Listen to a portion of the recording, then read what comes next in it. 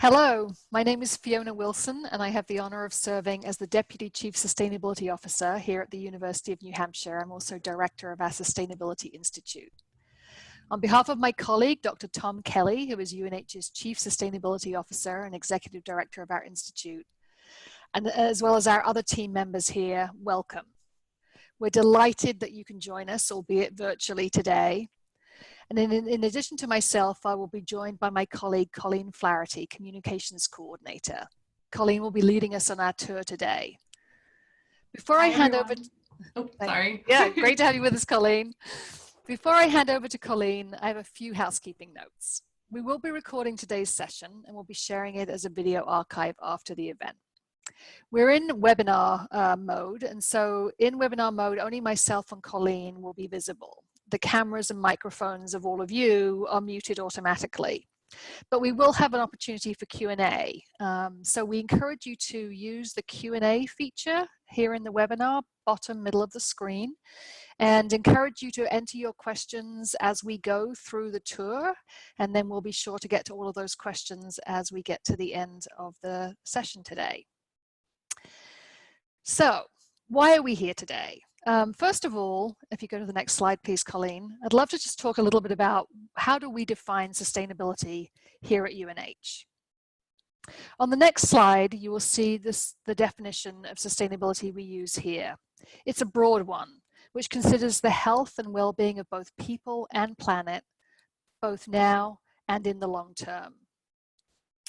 On the next slide, you'll see that this definition is embodied by the United Nations 17 Sustainable Development Goals, typically referred to as the SDGs.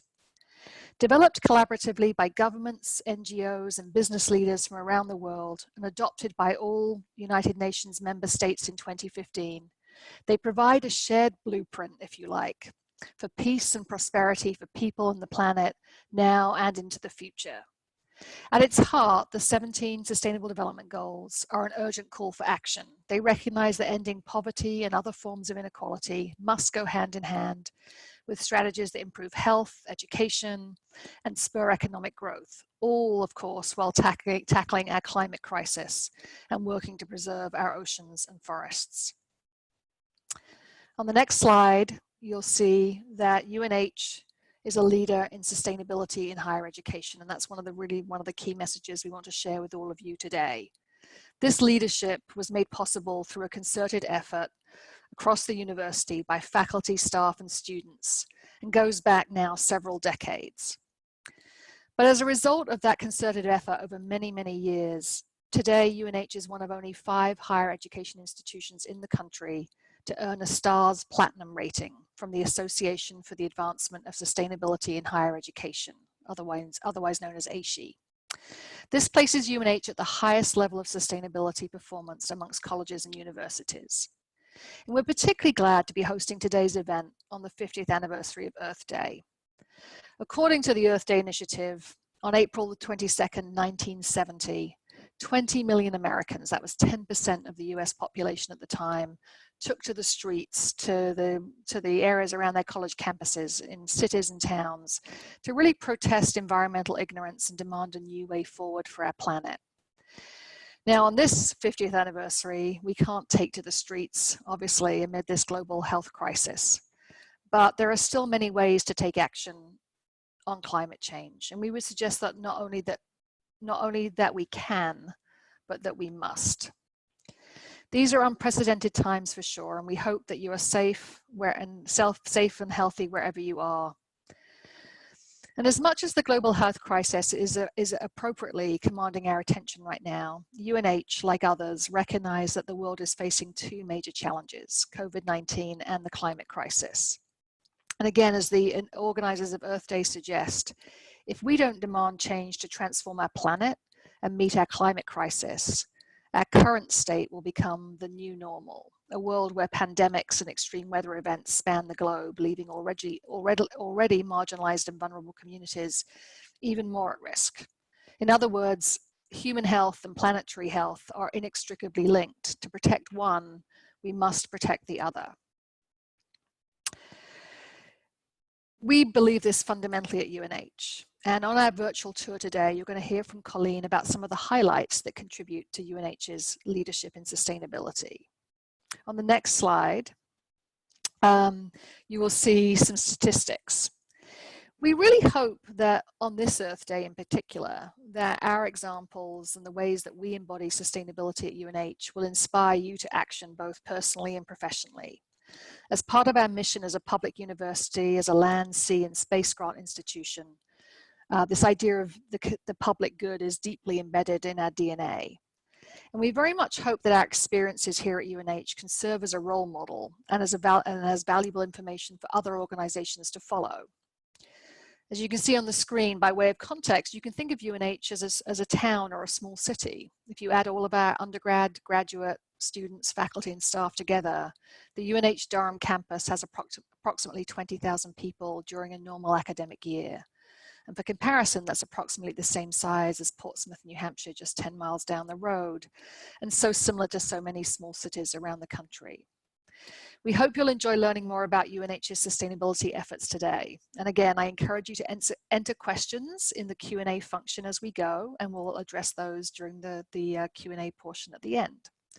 It's now my absolute pleasure to hand over to my colleague, Colleen Flaherty, the communications coordinator here at the Sustainability Institute. Colleen, over to you. Thank you, Fiona. Hi, everyone. I'm coming to you live from Dover, New Hampshire, but I'm being a bit tricky and having a little bit too much fun with Zoom backgrounds. So my background actually looks like the Changemaker Hub. So if we were doing an in-person tour right now, we would start here and we would end here. And Fiona will tell you a little bit about Changemaker education and the Changemaker Hub at the end of the presentation. So first off, I told you I was in Dover, so I'd kind of like to see where you guys are coming from. So I'd love to get a sense of who's in this virtual house right now. If you could type in the chat feature in Zoom where you're located, that'd be great. Yeah, get a sense of where we all are. And how are you doing? It's kind of a weird time right now, but I'm really happy you're here to learn about sustainability at UNH.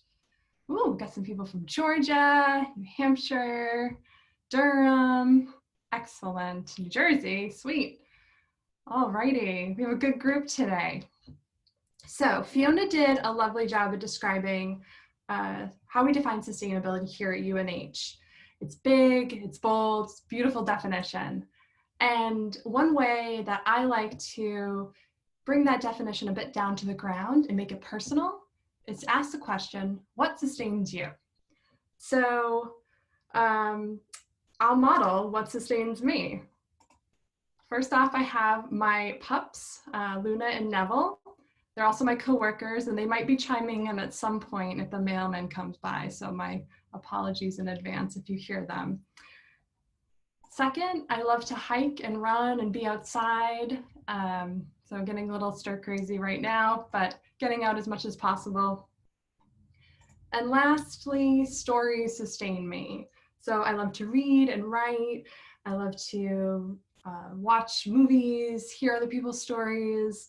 And it just really brings me joy to learn about other people. So I'm gonna ask you for a little bit more collaboration here. If you could, in the chat feature, maybe tell me what sustains you. What keeps you going? What makes you happy?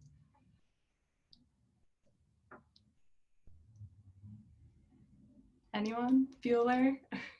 You can think about it too. Human connection, that's a great answer. Music, also something that sustains me.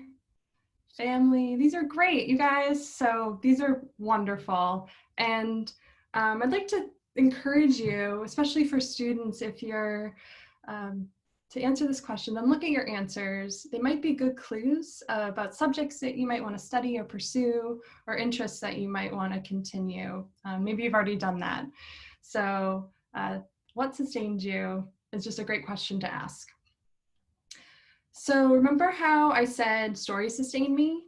Well, now I'd like to tell you a few stories to give you a sense of how we practice sustainability here at UNH. We'll have time for questions at the end, but you can add your questions in the Q&A feature at any point, and we'll just save those for the end.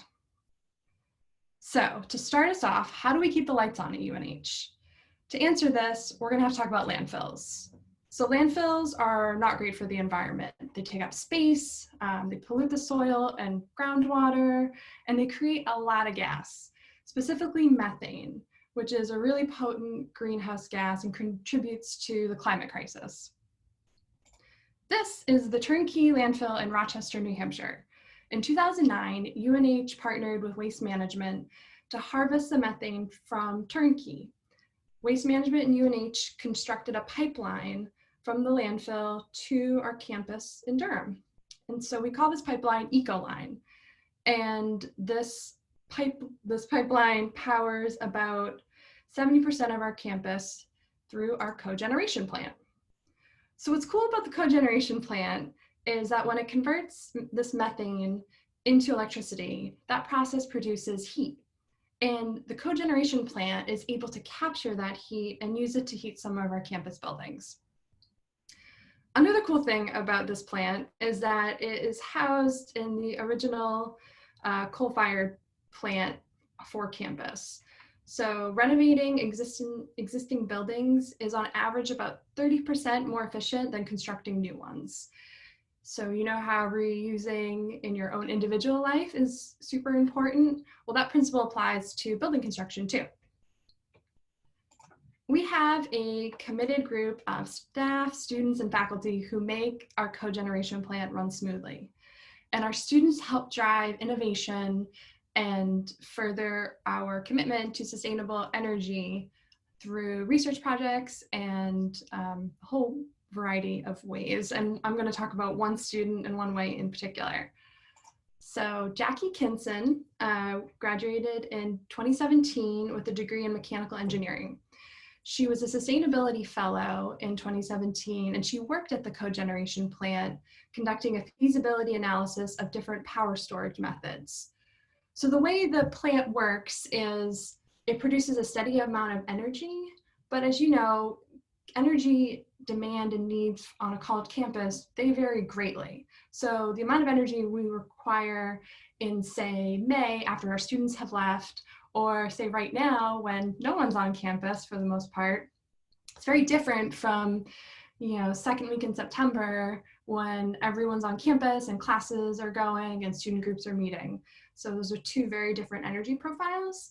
But cogeneration plant is just steady as she goes. So what ends up happening is we could really use a way to capture some of that energy during the low energy demand times and then use it for the high energy demand times. So Jackie researched the best ways to go about doing that. And her research is helping us figure out how we can become more sustainable. So we're taking her research and we're figuring out how we can implement it. So some of the astute in the audience may have noticed that I said our cogeneration plant powers 70% of our energy needs. And you might be wondering, well, where do the other 30% come from? Well, I shall tell you. So comes from dams. We partner with 3 hydroelectric dams, local hydroelectric dams in New Hampshire. Is anyone near or from these areas in New Hampshire? I always am curious about that. If you are, just type it in the chat box. We partner with these family-owned companies to provide local hydroelectric power to campus. So between cogen and the dams, UNH's electricity is 100% renewable. We have decreased since 2001 our greenhouse gas emissions by 50%, and we're currently figuring out how we can be a carbon neutral campus by 2050 at the latest, hopefully as soon as possible. We're doing this by updating our climate action plan, which we called WildCap, because we're wildcats, right? So we have WildCap.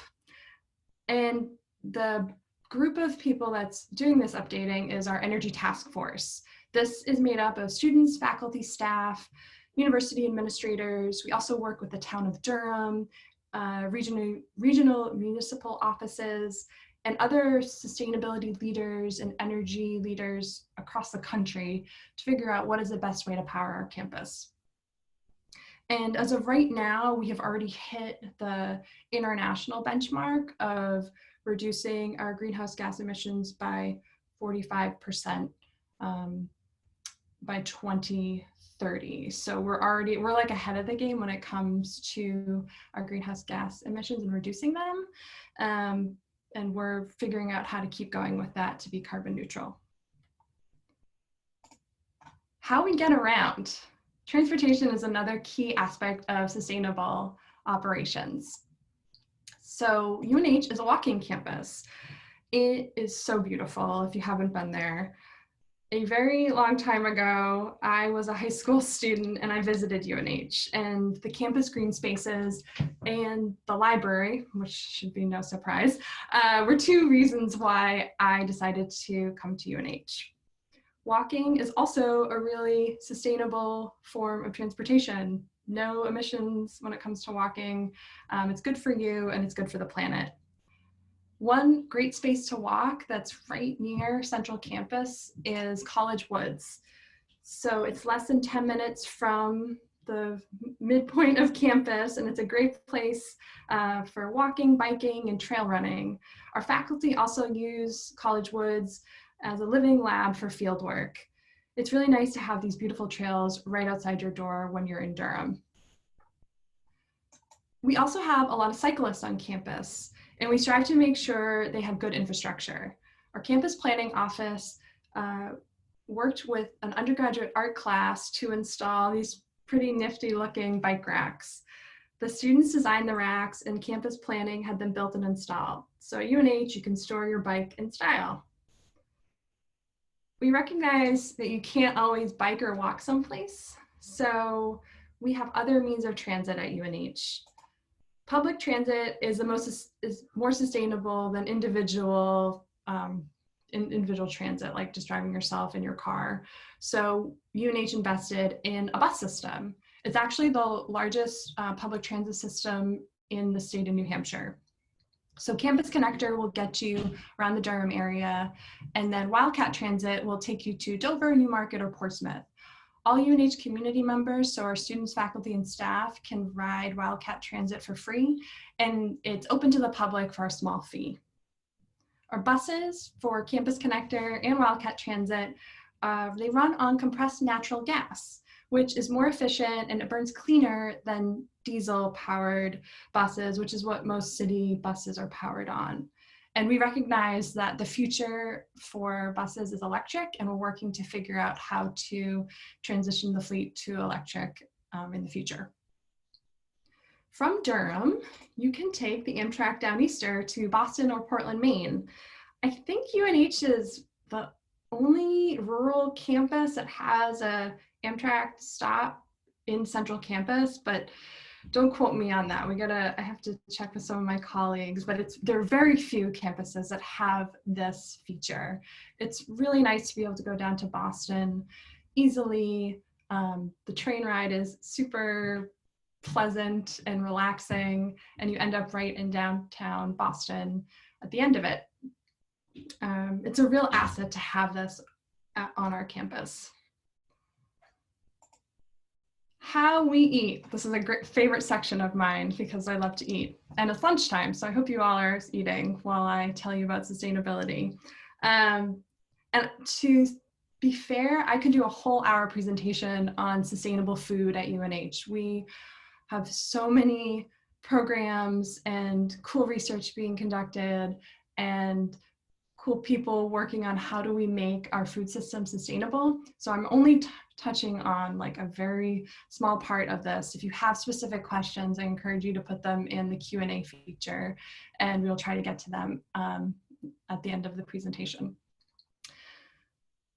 So we have a number of research farms on campus or right near campus. This is Woodman Farm, which is about a 15 to 20 minute walk from Central Campus. Here, faculty and students conduct agricultural research, and these projects help students learn, and the results benefit local farmers and food producers. For example, there's a hydroponic lettuce research project going on at Woodman, and this research will help farmers grow lettuce year-round. we have a really short growing season here in New Hampshire for those folks that aren't in New England. You might imagine all that snow and cold weather. We can't grow things for the whole year. So if we can help farmers figure out how to grow for more of the year, it's going to help them thrive. What's pretty nifty is that this lettuce here for the research is then harvested and served in our dining halls and our dairy bar. So if once campus is open again and you can come to Durham, if you grab a salad, chances are the lettuce in that salad is going to be hyper-local. All of our dining halls and our dairy bar are green restaurant certified with the highest rating of 3 stars. This means that the food we serve is healthy, local, and sustainable, and the way that we operate the buildings is sustainable. We already talked about the electricity, right? But we also mean the cleaning products that are used in these buildings and how we dispose of waste, specifically food waste. So with 20,000 people on campus, you might think that we have a lot of food waste. We do. But we don't send this waste to the landfill. We already talked about why putting stuff in the landfill isn't great. And so our food waste from our dining halls is composted. Food waste from dining halls goes to Kingman Farm, which is about a 30-minute walk from campus. And there's actually a lovely trail system at Kingman Farm as well, if you want to go for a walk or a trail run. So the food waste goes from the dining halls to Kingman, where it's turned into compost, and the compost is spread on agricultural fields to enrich the soil. We compost about 200 tons of food waste each year. So that's about the weight of 400 sedan cars. That's a lot. And that is being diverted from the landfill and is going to help make our soils healthier. Where we put our money is super important, right? An investment is a really key part of sustainability. I'd like to tell you a little bit about how we invest our money at UNH and how this has changed over the years. So in 2001, there was a national movement for universities to divest from fossil fuels. And UNH students were deeply engaged in this movement and called for the university to divest. This set the wheels in motion. It took a bit of time. There was a lot of students, faculty, staff members, administrators, alumni, all sorts of people that are part of our UNH community that after the students called for divestment, got to researching, got to doing work to figure out how do we align our investments with our value of sustainability. In 2017, the Committee on Investor Responsibility was formed, and this is made up of students, faculty, staff, alum, and investment industry professionals who advise the Foundation's Investment and Finance Committee on how UNH can better align its endowment practices with sustainability. Also in 2017, the university began publicly disclosing its investments. So this change took a long time, and change can be hard and uncomfortable, especially when you're dealing with money. And so hats off to everyone that was part of this effort. Some of you were on this webinar I saw, so hats off to you for making this happen. In 2019, the UNH Foundation moved 16% of its investable assets, which is about $37 million, into ESG qualified investments. So that stands for environmental, social, and governance. And if you have any questions about investing, ESG, let's save those for the end. And Fiona is a rock star with answering those questions. She knows all about it. Earlier this year, the committee helped transition a practice so that any gifts to our endowed funds, that like new gifts that come in, they will default to our ESG investments, unless obviously our donors can choose where their money goes at UNH. But if they don't have a preference, then we're going to be putting it into ESG investments. Another cool update related to investments is now all faculty and staff are able to invest their retirement funds in sustainable investments. There's been a lot of work in the past couple of years related to this, a lot of really cool developments. How we care for our community. So I'd like to end my spiel with a few examples of how we care for our community at UNH. It's an important aspect of sustainability. And equity is really key to sustainability. And this is a couple ways of how we're addressing this complex issue. So recently, due to the COVID-19 health crisis, UNH established an emergency fund for students. Many of our students rely on part-time jobs. Some of these jobs are within the university to stay in school, and a lot of those jobs are just not possible right now. So we have here Jacob Clare and Jamila Peguero, and both of these students were able to use funds from the Student Emergency Assistance Fund to continue their studies and to support themselves.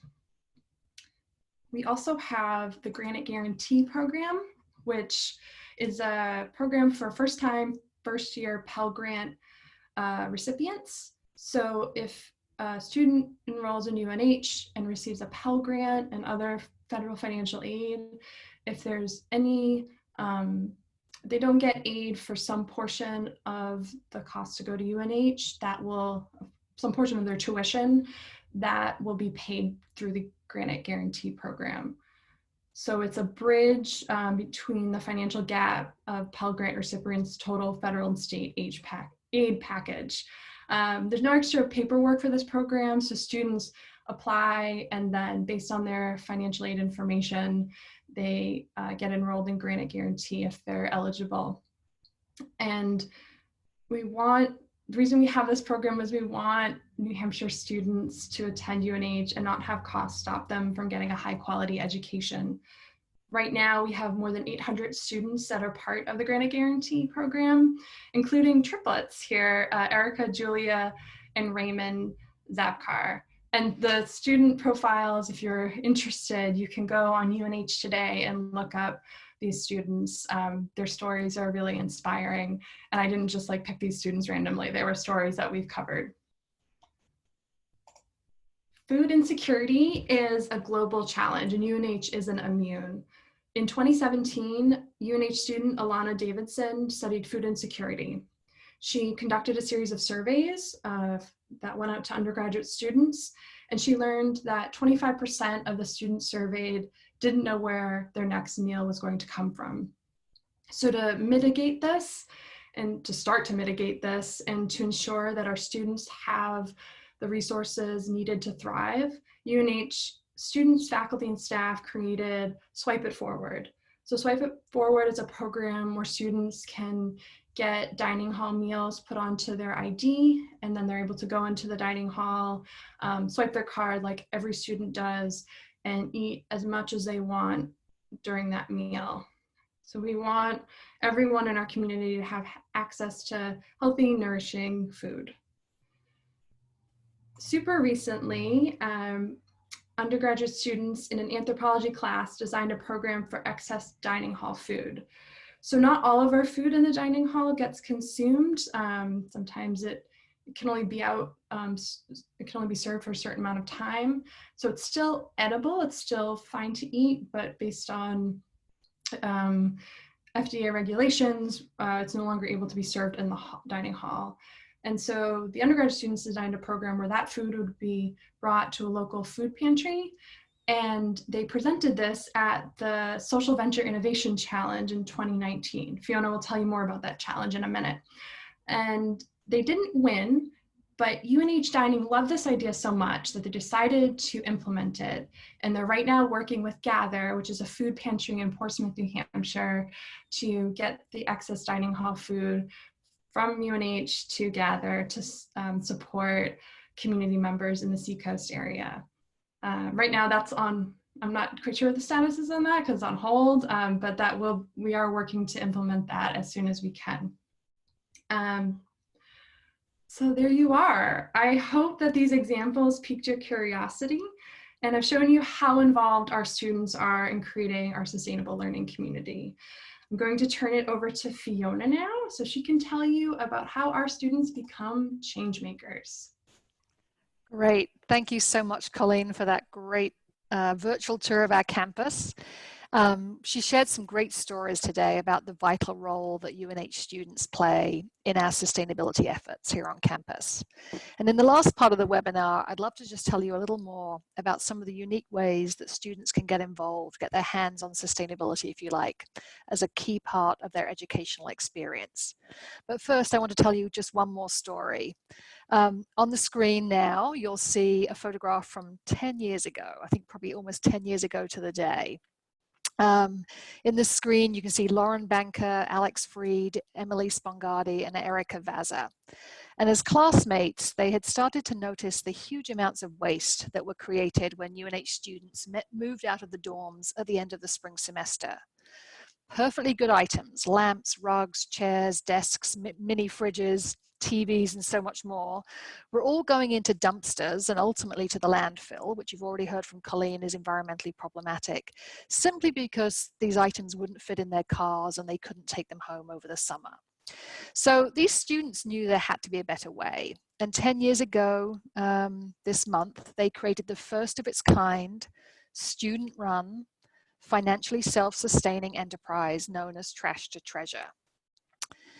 They worked with UNH residence halls and other UNH administration and a huge group of volunteers, students, to get other students to donate these unwanted items before they left campus. And then over the summer, they organized, sorted, and cleaned all of these collected items. And then on the next slide, you'll see a photograph of our Whittemore Center, our sports arena, where they held during move-in weekend in August, a massive yard sale. All of those unwanted items are now repurposed. They're sold back to incoming students. And this is really a great model because it keeps items out of landfill. It keeps them in productive use. It avoids new items being bought. It allows students and their families to enjoy substantial savings over buying new items. And it saves UNH money and helps us improve our waste diversion rates, which is one of our key goals.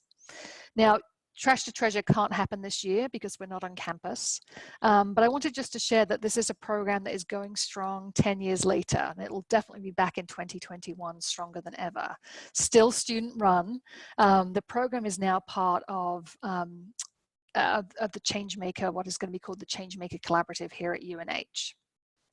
T2T is one of the many programs for students to get involved in, really get their hands on and build their skills in sustainability. We know that students are increasingly attracted to UNH because of our national leadership in sustainability and because of their values and attitudes and career aspirations to address some of the grand challenges we face in the world, including the climate crisis. And so we want to make sure that when our students come to campus, they have a wealth of opportunities to get involved in sustainability and to build their skills as what we call change makers.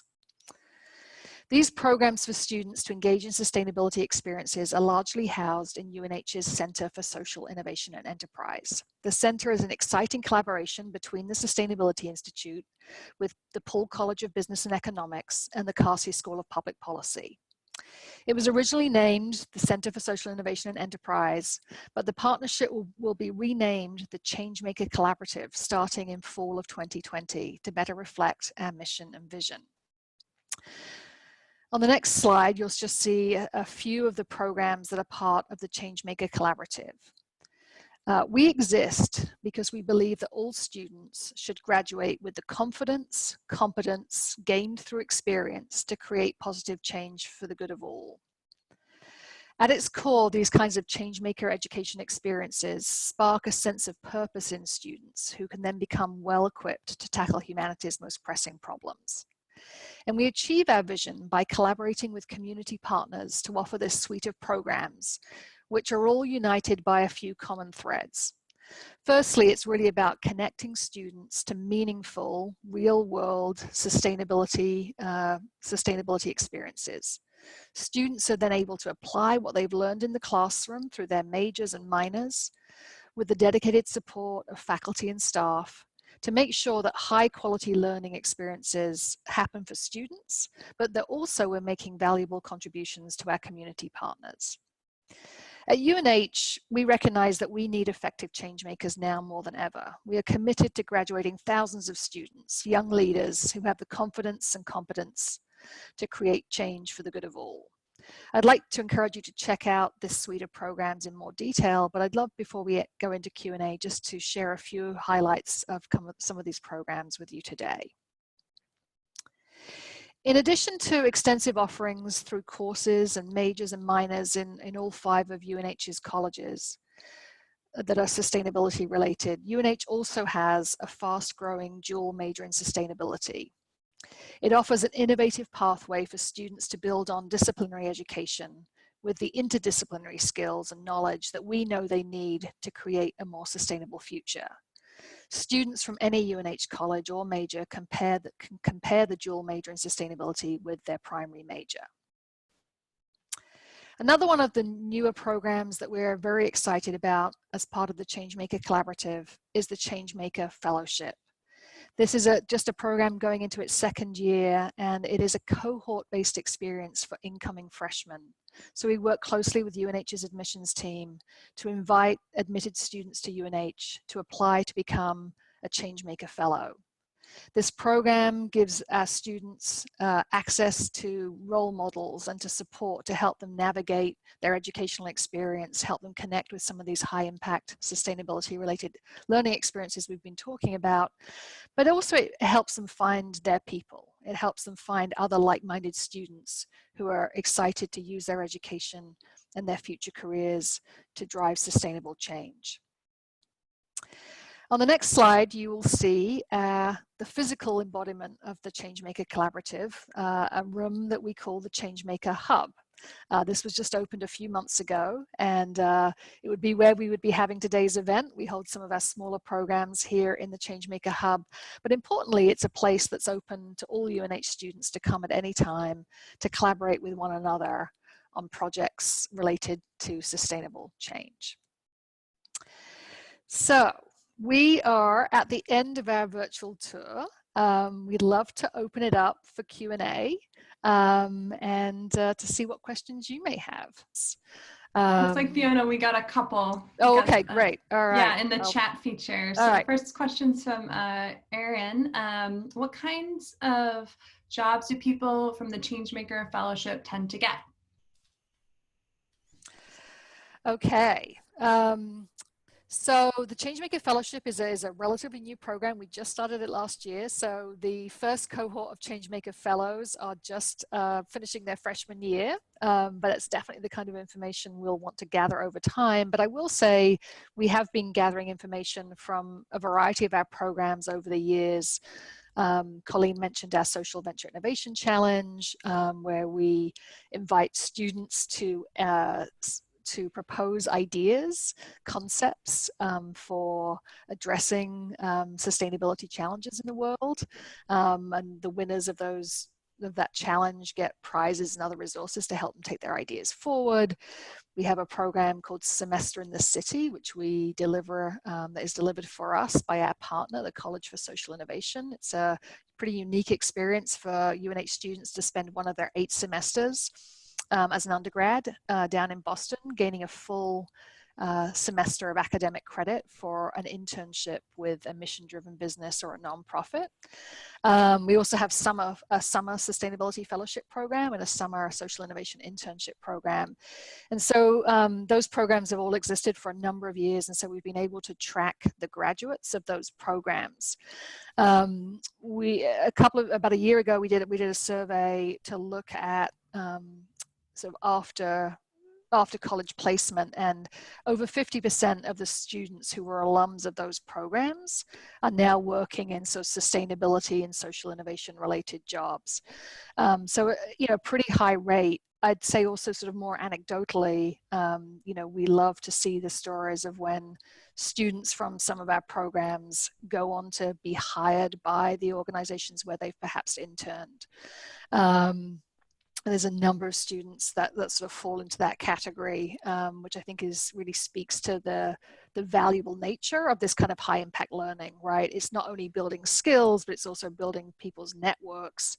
And it's really like our summer programs or our semester in the city program, for example, is really kind of a 3 or 4 month job interview, right? You're basically interviewing for a future job and proving your capabilities while you are interning, working on a key project.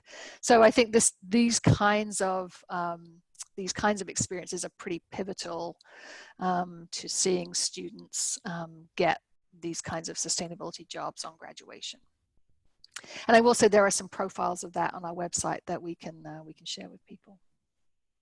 Thank you, Fiona. So we have a question from Dean about how can we help the local communities be more energy efficient? And I'm actually going to throw this, Dean, to my colleague, Jennifer Andrews, just dropping in to help us out with this webinar. Jen is our project director at the Sustainability Institute, and she knows all about how to help local communities become more energy efficient. So Jen, could you answer that question? I don't know all about, but I know of many ways that UNH is doing that, and have ideas about many more ways we could. One of the coolest actually relates back to the programs that Fiona was just talking about. A number of our students have and will again this year be working directly with local communities to do energy benchmarking in their buildings, climate action planning, and energy and climate plans. So a couple years ago, we had a then undergrad, now grad student at UNH working with the town of Dover. This year, we're going to have this summer working with Durham, Concord, Keene, Exeter to do the same thing for municipal and community level studies. And we're going to be working, and have worked in the past, with utilities too. So we're going to be working with Unitil to look at how they can help their customers improve their energy efficiency and reduce carbon intensity of their kind of supply chain. So cool projects like that are one way that we're already doing it and hope to do a lot more of it, working with our students. And another kind of piece of that is that there's an awful lot of community engagement that happens beyond campus in lots of spaces. And two that come to mind immediately are the Coastal Adaptation Work Group, which is a network here in New Hampshire that a whole number of faculty and departments have been involved with for a lot of years. And it's focused on resilience, and a big piece of resilience is both energy efficiency and energy, like self-sufficiency, energy infrastructure. And so they've done a lot of work with that over the years. And another community-oriented network that we actually help coordinate and support is something called the New England Municipal Sustainability Network. And a huge focus of theirs is climate and energy. So the short answer would have been lots of ways, but that gives you a flavor. Thank you, Jen. Fiona, it looks like we have one for you. Can you elaborate on ESG investments? Absolutely, I would love to, and I'm going to try and interpret that question.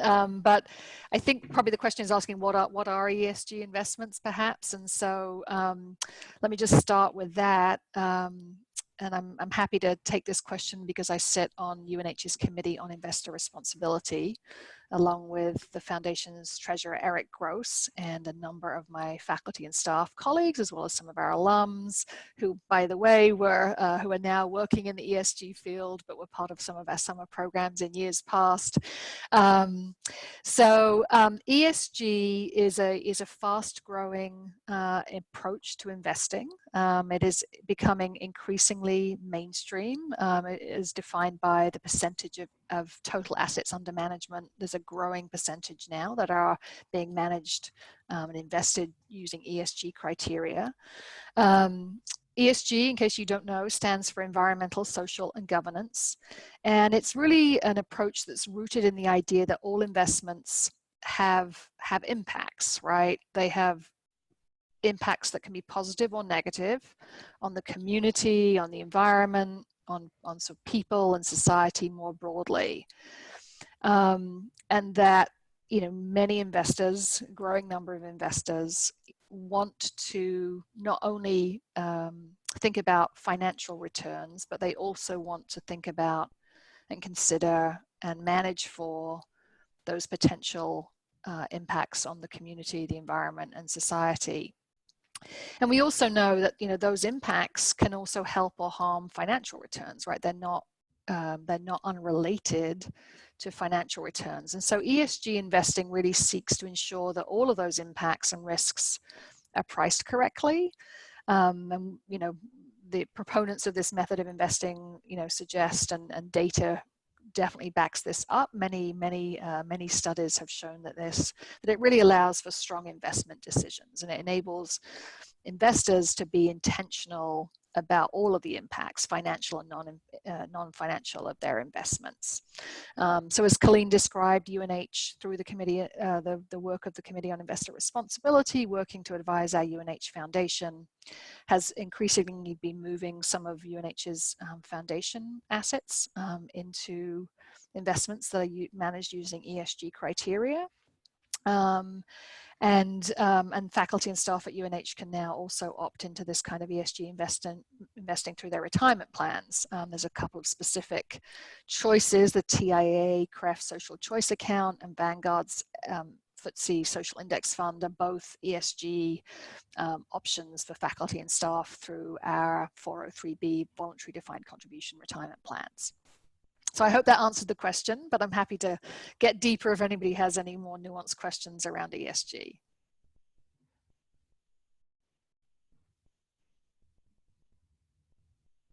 Anyone? No?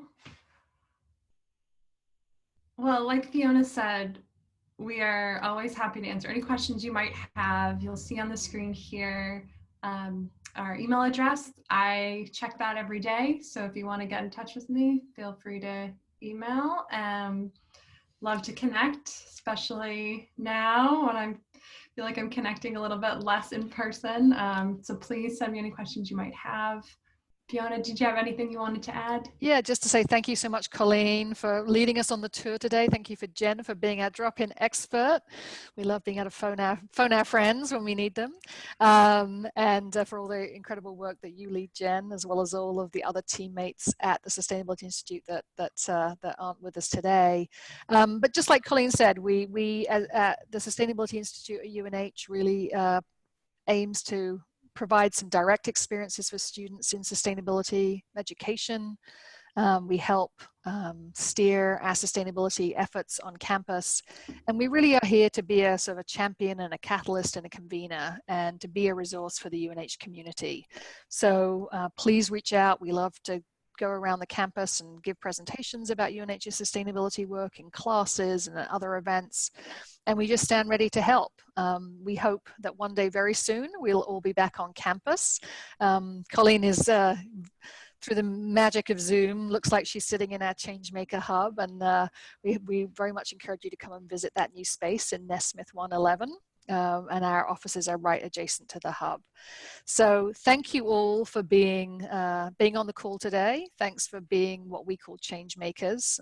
Thanks for being so committed to helping UNH grow its sustainability leadership, particularly on this Earth Day. So we hope that you will all think about what sustains you on this Earth Day, and join us in efforts that will hopefully advance the goals of Earth Day for many decades into the future. Thanks, everyone. Great to see you. Thank you.